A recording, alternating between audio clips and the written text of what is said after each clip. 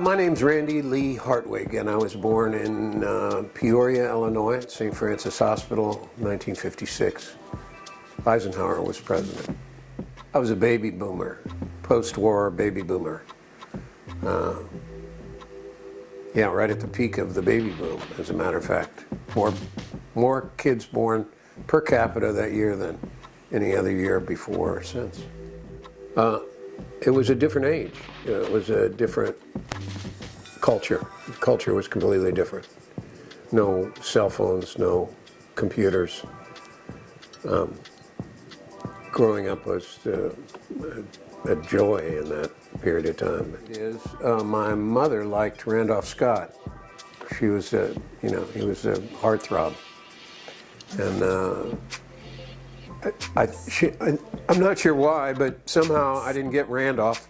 I got Randy, and my dad's name was Roland. His brother's name was Gerald.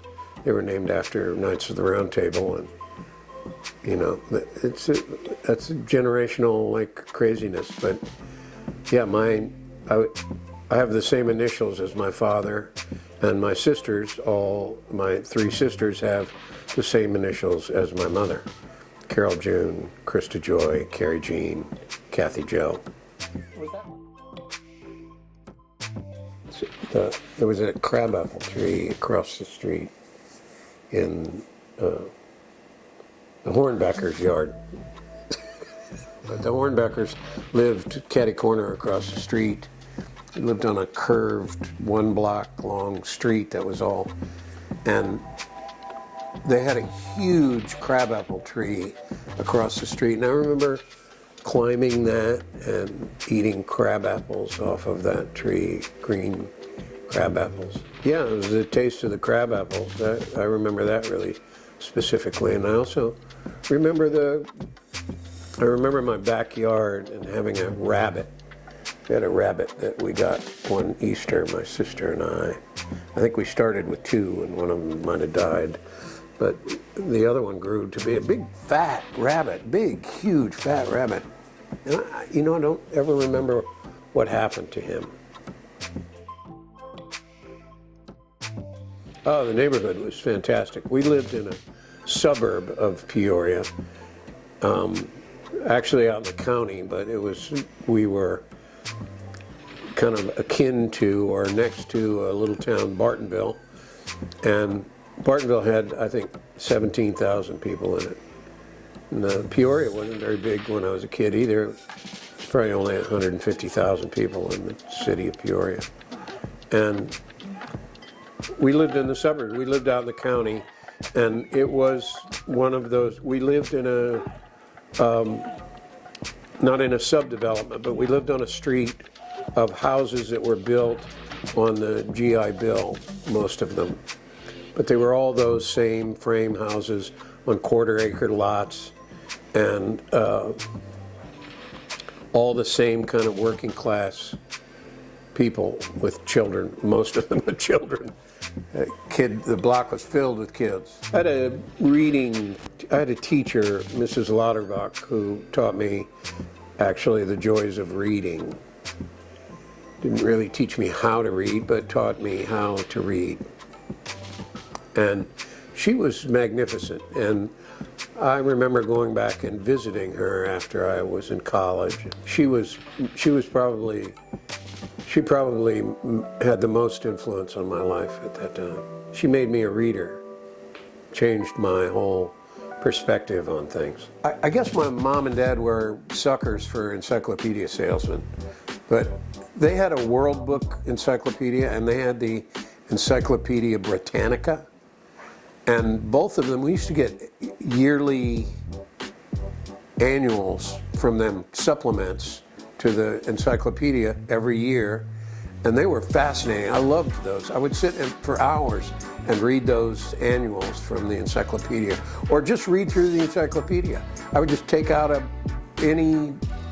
pick a letter, any letter at random, sit in, we had a rocking chair in the living room, and I would sit in that rocking chair for hours and read the encyclopedia, just read about different things, different places, current events.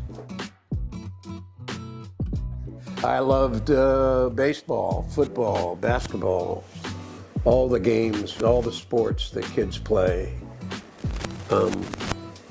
I loved all the games we played. We played a lot of hide and seek, played war. The boys would have, and we could get, whole platoons of boys to play war. At the time, I think combat was on TV and war movies were abounding through the 50s, the 40s and the late 40s and the 50s. There were a lot of war movies, and that was what was on television. So constantly, as a kid growing up, we're watching, depictions of war. And we'd get toy guns. You got for Christmas, get a toy gun. So we would go out and get a bunch of kids and play war, shoot each other and fall dead and climb walls and make strategy and do all of those things. Christmas was a big thing. I mean, Christmas was always, we were, so we weren't hyper-religious or anything. We weren't very religious at all. We were Lutherans. My dad would go to the church on, I think it was like Wednesday nights, and they would go in the basement of the church and play dart ball. We had these darts. They were this big, the darts, big, and they would throw them across the room. They had these dart boards that were on the back of chalkboards, and they played dart ball. It was like a baseball with darts. So you hit the first base, you got a single. Second base, you got and they would be in the basement of the church, drinking beer, smoking cigars, and gambling. So every Christmas, every Easter, we would go to church. And I went to catechism class, even though I got thrown out of catechism class because I asked too many questions. I was always accused of being an underachiever. Always was, pretty much. So I liked learning. I just didn't like the work involved in it. I don't think any kid does, really. I think every kid has to be forced to do their homework. But yeah, I was an underachiever. And then one year they gave us tests. They started testing us around the 3rd or 4th grade. It was a big thing in the country. Test everybody for everything. And they gave us these tests. They gave us IQ tests. They gave us achievement tests. They gave us all these different tests. And it was a barrage of tests from the time I was in 3rd grade until I got out of high school, pretty much. But when it first started, it was brutal. We would take these tests and then they'd get the results of these tests, and the teacher would talk to my mother and father. My mother and father would talk to me, tell me how poorly I was doing because I had such potential. I was so smart a kid, and what am I doing getting C's? What's wrong with you? When all along I pretty much knew that I just didn't like doing the work. I learned a lot from my mother and father and my grandfather and grandmother. I learned how to be a carpenter from my father and my grandfather, which was a skill that helped me support myself all my life, pretty much. I mean, up until 20 years ago or so, I was always able to work as a carpenter. And my mother, I learned how to cook from my mother. And she didn't really teach me so much, and I never really helped her per se, but she would show me how she did things. For example, I learned how to make ravioli one time, and I was making the ravioli, and I was blanching the noodles, because you have to parboil the noodles before you put them in the pan and all that. I had no idea where I learned how to do that. And every so often I'll be cooking something or doing something in the kitchen and know something that I'm sure came from my mother and my grandmother, but couldn't really ever pinpoint, oh, this is what they showed me. I was rebellious. I wanted to be part of the counterculture even before I became part of that. When I was very young, I was walking along the street with one of those 9-volt transistor radios in a leather case with a handle on it. You stick it in your ear, listen to it, and I heard the reports of Kent State and heard that they were killing college students on the campus of Kent State for protesting the war. Changed me, totally changed me. One of the most profoundly influencing things on my life, I went when I was a freshman in high school to the school play. And that year they had done Oliver. It's a musical, big musical, lots of kids. I'd never seen a play, never seen a live performance like that, never seen anything like it. I was spellbound. I was flabbergasted, and I am not saying that lightly. I went and talked to my friend Tony, who told me, oh yeah, a lot of chicks, you gotta get in this, because he was in the play, and I went to him afterwards and said, Tone, how do you get in this? What'd you do to get in there? How did you even know about it? I didn't even know it happened. And he was like, well, you know, the next play is the fall play next year, so that was the spring, and he said, so the fall play is next year. You have to talk to Mr. Reagans, he's the director, and see if you can audition. He was my speech teacher. And so after speech class, I went over to him and asked him, Mr. Reagans, you know, how do I get in the fall play? I want to be in the play. I want to get involved. And he looked up at me, and he, without any rancor, looked at me and said, you're kidding, really? Because I was 6 foot tall, had the same voice I have now. You could hear in the back of a 900-seat auditorium without me raising my voice. And he was thrilled because, you know, the kids that he had, a lot of nerds and a lot of, and gay boys who, you know, were drawn to the theater. And not very many leading man types. And I was in football. I came to the first audition, as a matter of fact, in my football uniform, because we were having practice for the game the next day. I was in the 5th grade, 12 years old, 1968. Big year of change. And the principal, Dick Wagner, who was a groomsman in my mom and dad's wedding, the principal of the grade school that I went to. He came into the class and he looked at me, and at the moment he looked at me, I knew something was really wrong. And he talked to the teacher for a moment, who was startled and a little upset, you could tell. And he came and got me and took me out of class. My mom told me, and then I went through the next 3 or 4 days in a daze, really in it was like a dream state. But my uncles and my grandfather and all came to me one at a time. My mom's brother, my dad's brother,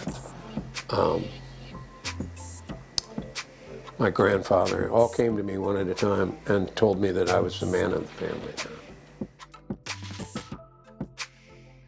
I had taken care of my younger sisters for years after my father had died. My mother had work. She had a social life that she'd never had before. She was going out and having fun. She was young. when my father died. I was 12. I was alone in the world, pretty much. My mother had thrown me out by that point. I was 16, 17 years old. I was a little too rebellious, smoking pot, loving life, having a great time. There's a couple of things that shaped my life. Profoundly, one is learning that I could act. One is my father dying.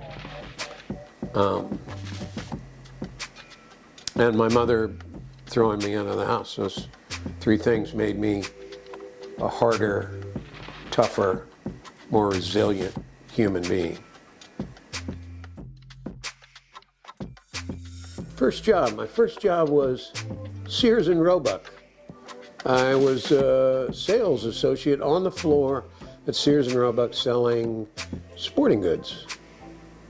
And I was 16 years old, had my own car, went to work every day after school, worked until 9 o'clock at night when the store closed, and I think I got a 6% commission, if I remember right, because I made $1.65 an hour. Not because I was getting a commission, but because that was the minimum wage. So I was making $1.65 an hour, and I got 6% commission on everything I sold, and it was I was selling sporting goods, so I'm selling shotguns and boats and motors and everything that Sears had in their sporting goods. All pretty high ticket items. I mean, it wasn't the washers and dryers and refrigerators that the old guys were selling, but it was not very far away from that in the scale of things at Sears, because there were a lot of sales associates on the floor not making any commission at all, or making a smaller commission because they were doing a higher volume. That's kind of why I got that deal. I went to college on an acting scholarship because Mr. Reagan's, a really swell guy, really good teacher, had been able to get us into the play contests that we competed, plays, one play against another in the high school, like same as football, pretty much, which I'd given up to go act. But we won the state championship. We won a state championship with a play that we put on, a contest play. And because of that, and I was, of course, the star, being the brilliant actor that I was. Actually, so that you could hear me. But it was a comedy, and I was pretty funny in it. And my college came and recruited me and offered me a scholarship, so I took it. Mr. Reagan's helped me get an audition to the American Academy in New York, and I went and auditioned in Chicago, and I was one of 50 kids out of 2,000 and change who auditioned who got in, mainly because I'm big and leading man type, and you could hear me in the back of the theater. And the American Academy is a training school for Broadway actors. When I was at the Academy, I started working building sets because there was some opportunity, because I was in the artistic theatrical community. I got some opportunities to build some sets, and eventually, because I was doing that, I got an opportunity to work at NBC and went and built sets for Saturday Night Live, which pretty much then determined my future. First paycheck was spectacular. I was working a union job at NBC, building sets, and working a lot. We would get to work at 7 o'clock in the morning. We would go home at 10 or 11 o'clock at night. A lot of overtime. Worked on Saturdays.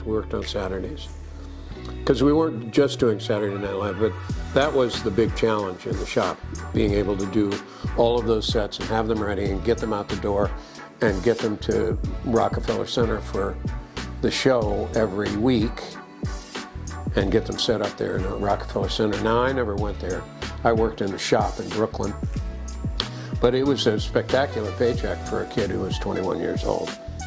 But it gets to be a grind, working that much. And when you're 21 years old and you have that much money and you can't ever spend it. I would spend my day off recovering, almost exclusively. Once in a while I'd go do something, but not very frequently because I'd be working all the time. On Friday they were coming around taking my lunch order for Saturday, and I told them, well, I can't work tomorrow. I have an obligation. I was in a wedding, or I was going to a wedding, or something was happening with a wedding, and I said I can't work, and they were like, oh, really? That was it. I was done. I've always been a little insecure. I've been plagued by it my whole life. Yeah, I wanted to be an actor. I wanted to be a Broadway actor. That's why I went to New York. Moved to New York out of college. I went to the Eureka College, and then out of college I got into the American Academy. I moved to New York, packed everything I had into my Buick Wildcat, drove it to New York. Had to get pushed through the Lincoln Tunnel because my radiator overheated, and they pushed me through the tunnel, made me pay the toll. Stopped and made me pay the toll, and then pushed me up between the tunnels and said, see ya. Like I had, the Auto Club or something was going to come and save me, but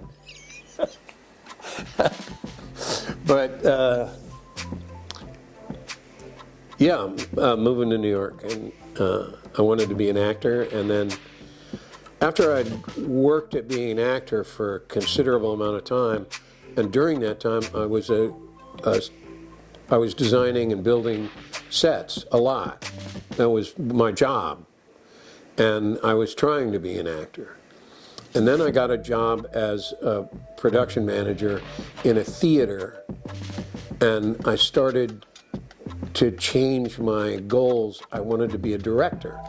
And I took classes as a director. I felt like I had more talent really as a director than I had as an actor. So before I ever really get any purchase being an actor, I switched my goals, started to be a director. And I moved to LA, and I directed a few shows in LA, and moved back to New York because a play that I had written was being produced. So I moved back to New York, moved back to the Lower East Side, and I was then wanted to work as a writer. I was kind of foregoing being a director. Just as I was starting to get a little purchase as a director, I gave up and moved on to writing and started to write. And then I got a few things going, one acts mostly, little things here, little things there. And I discovered performance art. My friend and I ran a nightclub in the Lower East Side for performance artists and progressive artists, all sorts of progressive artists, comics. Steve Buscemi performed there, and They Might Be Giants were there. They were our bar band. But throughout all of that, I was working as a carpenter and a designer, working on sets. And finally, after a while, I went into business for myself. That's kind of what happened. And went into the set business, designing and building and renting sets. I did that. It surprised me with all of those new directions, one at a time. I changed direction. I still am changing direction. I love show business. I love stories. I love being part of telling a good story. And more than that even, I love being able to create, to be able to think of something in your head and have it come to life. To me, there is no greater joy than that, setting goals and achieving them, making a plan and executing it. I produced a play by Tennessee Williams. I met him. It's called Lifeboat Drill. It was at the Ensemble Studio Theater where I worked as a production manager and producer. And I produced his play, and I got to meet him. It was probably the highest point in my career. And as odd as it was just work. It was work. I was working in a theater. It was a 100-seat theater, little theater on 52nd Street, all the way near 12th Avenue, and it was a little theater on the second floor. It didn't seem big. I knew it was substantial theatrical work. I was working with David Mamet, Marcia Norman, Chris Durang, some of the greatest playwrights of our time. The one lesson that I came away with from all of that was that creation, the act of creation, is as close to grace that you'll ever get, as close to God as you'll ever get. Oh, I was recovering. I was recovering from addiction. I'd been in recovery for over a year, and I was sitting around the house getting fat, eating a lot, and I decided it was time to start easing myself back into life, into a real life. And so I decided to go dancing because it was good exercise. I loved to dance. And at the time, swing dancing, which I was actually pretty good at, was a craze. And I was living in Philadelphia, and there was a place in Philadelphia called the Five Spot that was the club to go to if you were a swing dancer. If you wanted to swing dance, they played old 30s and 40s tunes, and some of the new tunes. There were a whole, I'm trying to remember, there was a couple of artists, current artists, who were doing swing music because it was such a craze and it was fantastic, you know.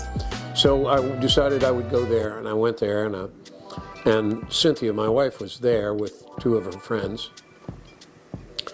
And I got to talking to them, and I, asked her to dance. And she said, "Oh, maybe you should dance with my girlfriends. I don't know. I would embarrass you." And I laughed. I was like, "You can't embarrass me. There's nothing you could do that would embarrass me." I recognized immediately that she was a woman of substance. She was a single mother who had raised her two children on her own. She was stable and secure and sane and clear thinking. And I loved that right away. I loved that she was a woman of substance that had some grit and determination to her. So we got married in the backyard and had a marvelous wedding. Had a cake shaped like a pot. And on the inside of my ring, there's an inscription that says, "You're my lid." Because her mother used to tell her all the time that somebody would be her lid, that every pot has a lid, and she would find hers eventually. Went and spent our wedding night in New Brunswick at like a Hilton, because we were flying out the next day to Italy, and I'd kept that a secret. I'd planned the whole trip to fly into Sicily and rent a car, and we had bookings all the way around the island. Went to every resort and seashore on Sicily. I'd been studying Italian so that I could figure out how to get directions, how to ask for the bill, how to order food, all that kind of thing. And we got there, and I realized I had learned all the questions and none of the answers. So I'd flip off this question in Italian, and they would answer me in Italian, and I had no idea what they were saying. We are big on birthdays. Every birthday we get a cake and sing happy birthday, and get everybody to sit down at the dinner table together, and I treasure those times. I love that. I inherited the family, and I married Cynthia. She had already had two children. And and her family is expansive. Her sister, her mother, all of her cousins, she has a big family. They get together, they rent a hall. They can't have a party without renting a hall. My family is all in Illinois, and I don't have the best relationship with all of them. Well, I'm proud of my grandchildren. I'm really proud of my grandchildren. They've turned out well. Some of them with some adversity. I have 4 grandchildren, 2 in Portland and 2 here with me in the house. And the 2 that I have here in the house, their father abandoned them. He didn't abandon them 100%. He's still in touch with them, and they still love him. But he was a mess, real mess, and never able to actually be a parent, never able to support them. Really, never did much for them, and they've overcome that. I'm an avid golfer. It's the last thing I can do. As you get older, your horizons kind of close down. The things that you're capable of doing are fewer and fewer, and golf is like the last sport that I'm actually able to do. So I can't play tennis, I can't play basketball, I can't play softball. I went and played softball about 10 years ago with my union. I pulled an Achilles tendon. I came home and Cynthia says to me, "What made you think you could play softball?" I don't know. I've been playing softball all my life, and it seemed like a really soft sport. Tokyo left a lasting impression on me. Japan in general, Japan overall, because not just Tokyo, Japan in general, spectacular culture, just spectacular culture, very old. And you go there and you realize that they are living on an island, and you kind of understand them better when you're there, because they use everything, and everything they do is so careful and well attended. They pay attention. They pay attention to everything. Pay attention to the box that it comes in, the wrapping of the box, every little detail. They're so detail-oriented and so well devised as a culture. I lost a business to a fire. I lost a business to bankruptcy. I've had a lot of challenges in my life. I've had a hard life. I've not had an easy life. I'm hoping what defines me is the success that I've had. I've realized over time, and I think I realized this early on, that happiness is an effort that you have to put some energy into. Happiness doesn't come free. You are not entitled to it. You don't get it for nothing. You have to put in as much as you're ever going to get out. I was fun. That I was fun. I was a good time. That I had a sense of humor. I enjoyed a good time, and I enjoyed the time that I spent with them. I think the big turn in my life was overcoming addiction. That was the big turning point. I started out in the late 60s, smoking pot. Took every drug that ever came down the road to me, and had as much fun as I could possibly have. And eventually, by the time you get into your 30s, that kind of approach is detrimental to your health, detrimental to your well-being in general. And that's kind of where it went, because I came to rely on cocaine, and then cocaine relied on me.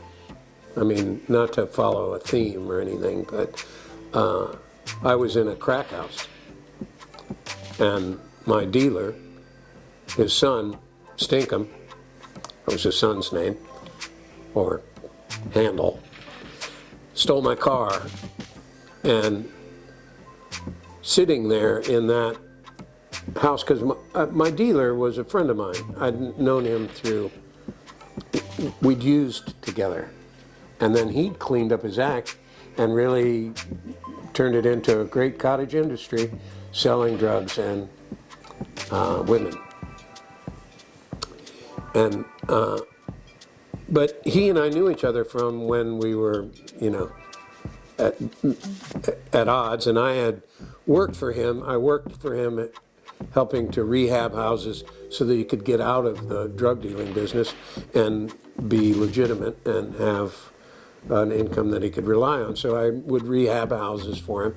He'd buy them cheap, because you could buy cheap houses in South Philly for like 20 grand, 30 grand. You could buy them at auction for, a song, and then put 10 or 20 or 30 grand into them and have a rentable property. And I was his contractor, basically, and he paid me in drugs sometimes, and gave me cash, helped me out. But his son was a low-down skunk of a kid, and he stole my car with all my tools in it. I had a car with station wagons filled up with tools, and I pretty much lived out of my car. It was all I owned, my tools and my car. That was it. And he borrowed them on the promise of drugs and didn't come back. And I realized at that moment I've had a number of epiphanies in my life, but this one was really sharp and really clear and really well defined. And I realized I was sitting there and had allowed him to use my car and had put myself in this position, and that I didn't need to live this way.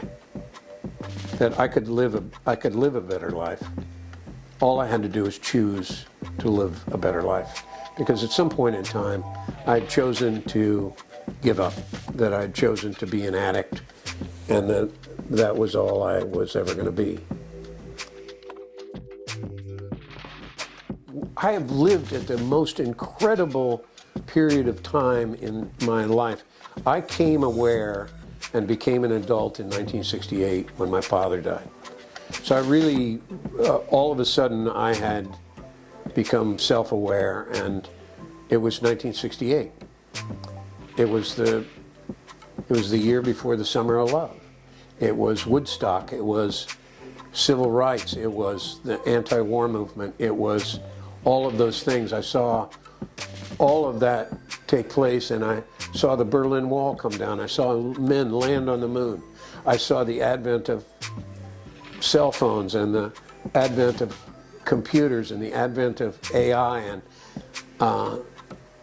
some of the most spectacular things ever to happen to mankind have happened in my lifetime. Really, I feel so fortunate to have lived in this period of time.